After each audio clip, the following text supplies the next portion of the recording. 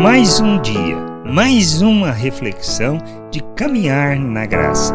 Bem-vindos a mais esta reflexão.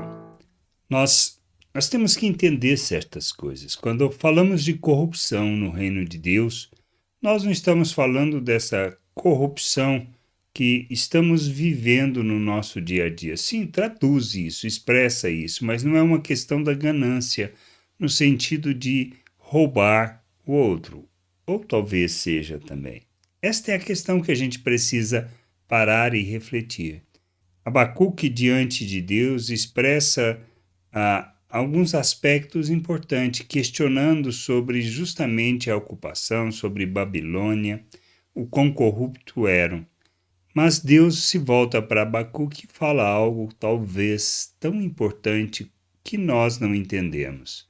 E que isso afeta a nossa vida, a vida de igreja, a vida de vivermos o reino de Deus como povo de Deus. E a gente tem que entender, quando a gente fala igreja, nós não estamos falando de uma instituição, nós não estamos falando de um local físico, mas do ajuntamento, daquelas pessoas que se propõem a viver a vontade de Deus, conhecer essa vontade, andar nessa vontade e revelar o reino de Deus.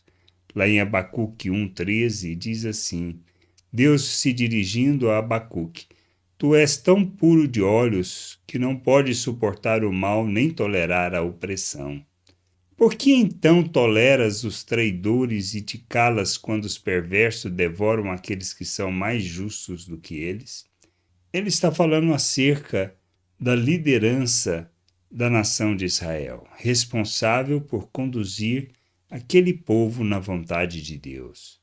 Mas as pessoas estavam sendo corruptas quanto a abandonar a lei, a vontade de Deus, os preceitos de Deus e andar no sentido de praticar o que não revela justamente a justiça, não expressa a verdade, não anda segundo aquilo que seja a vontade de Deus revelada nas Escrituras.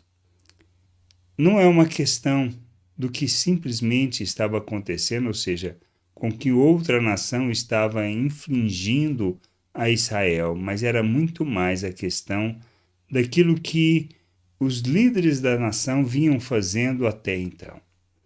Quando nós pensamos em vida de igreja, não é diferente. Quanto nós temos permitido a corrupção no meio da família? Quanto nós permitimos que o pensamento natural venha moldar as relações que temos que viver como vida de igreja?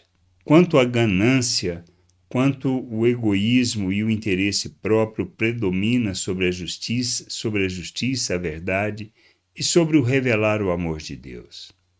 Quanto nós, como líderes ou como pessoas maduras, responsáveis pela edificação daqueles que são mais fracos, usamos do mais fraco para defender o nosso interesse e o nosso ponto de vista?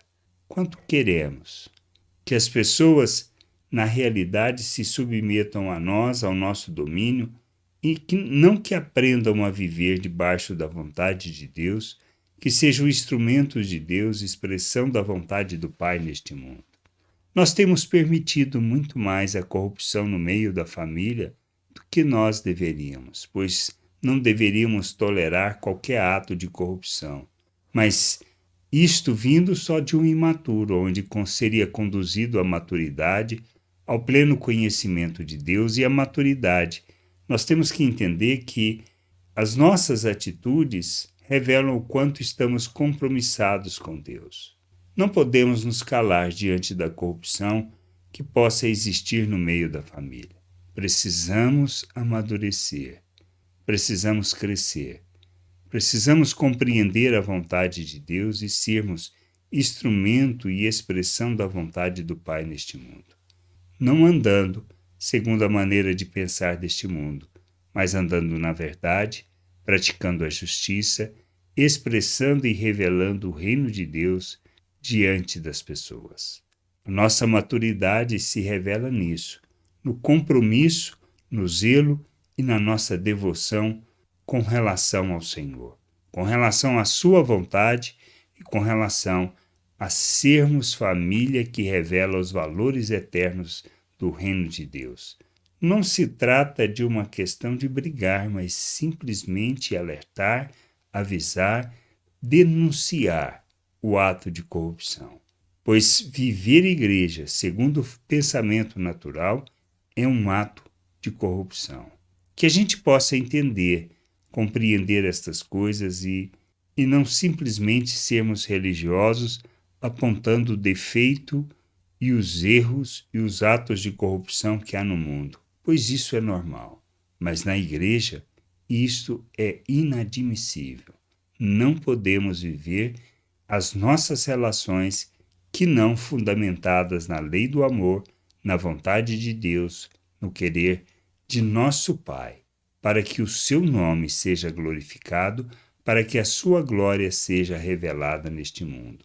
Que a gente entenda isso e que a gente busque de todo o coração o conhecimento e a vontade do Senhor. Graça e paz sobre a tua vida. Amém. Você acabou de ouvir uma reflexão de caminhar na graça. Se você gostou, curta, compartilhe, leve esta mensagem a outras pessoas, para que elas também possam compreender e entender a vontade de Deus. E leia as Escrituras, pois ela é a base, o fundamento para você julgar tudo o que você tem lido e aprendido acerca da vontade de Deus.